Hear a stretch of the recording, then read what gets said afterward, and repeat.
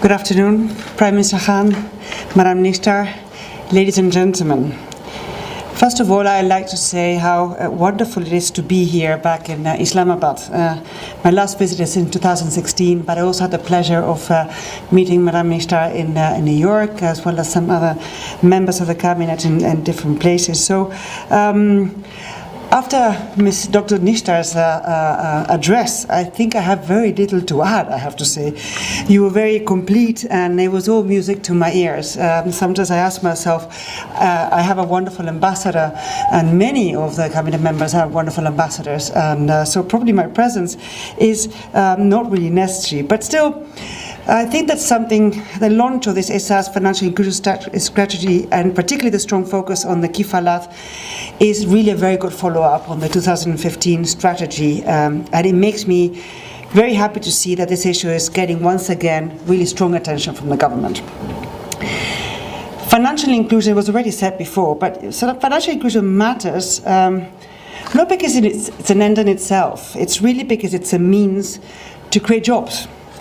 To take part in an increasingly digital economy, to protect oneself against sickness, a drought, or an accident, to build up a business, to give education to your children and nourish your children. It also helps to empower women and increase income and, above all, productivity for the economy. So this is beneficial for individuals, families, communities, and for all of Pakistan. What is the situation today? Today, only 21% of adults in Pakistan have access to formal financial services, either through a traditional bank or branches banking, according to the latest Findex. This is an increase. In 2014, we had 13%, but we need to do a lot more. Also, if you look a little bit more in the figures, we see that the gender gap is also increased. Today, 35% of men have a bank account, while only 7% of women have a bank account. So clearly, we need to give more attention to this issue. Also, the poorest, 40% of the poorest actually only have 15% of them actually have a bank account. So we clearly have to give a little attention to this issue, and that's why the Ehsaas is very important.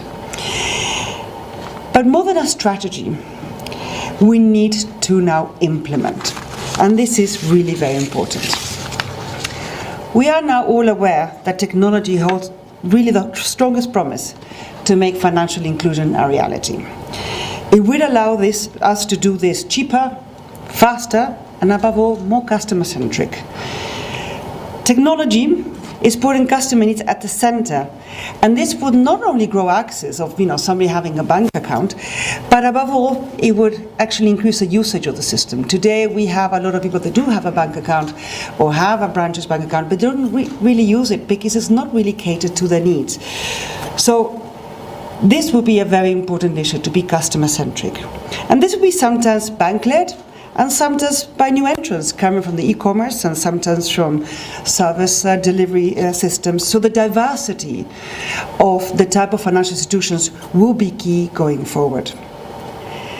Now, to make this all a reality, we need connectivity across the board in the whole country. We need smartphones, not just feature phones. Sometimes long time ago, we would actually see that smartphone was a luxury item for a woman that is far away and sometimes cannot leave a house and has to sell products. Having a smartphone is not a luxury, it's like a link to the world. We need interoperability, not only among the mobile phone operators, but between the different payment systems. We need a retail payment system that is affordable to all players. We need affordable KYC and clear KYC processes. And of course, we need good regulation for financial technology, so giving these new innovations the possibility to enter the market and actually give us fantastic products that we can actually build upon. And in the case of women, we need to work even further on the issues of connectivity, given that they have less connectivity. Today, 33% of women have a mobile phone compared to 73% of men. And 45% of women who do not own a mobile phone reported that they were not permitted to own one by family members. So if we want to include women in the financial system, we really have to connect them. So for women, it's not only financial inclusion, is also digital inclusion. Having said all of this, today we can celebrate.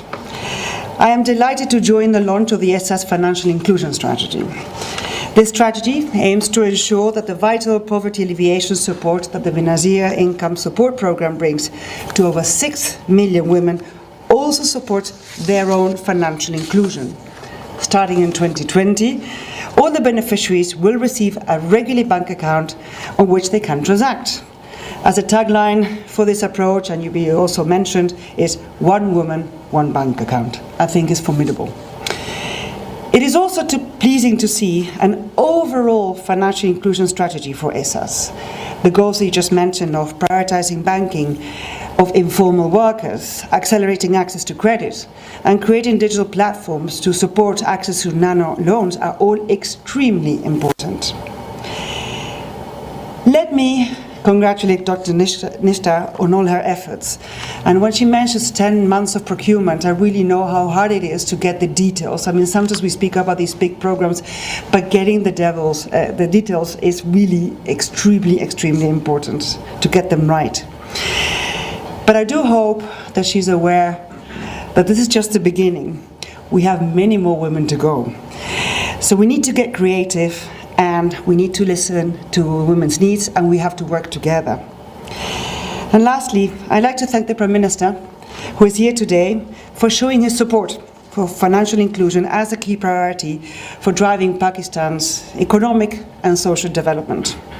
I think your leadership, Mr. Prime Minister, will be key in coordinating, implementing all of these efforts, but also incentivizing and pushing your different departments and the private sector not to forget to actually make this a reality to all Pakistanis and all the enterprises that you have in your country.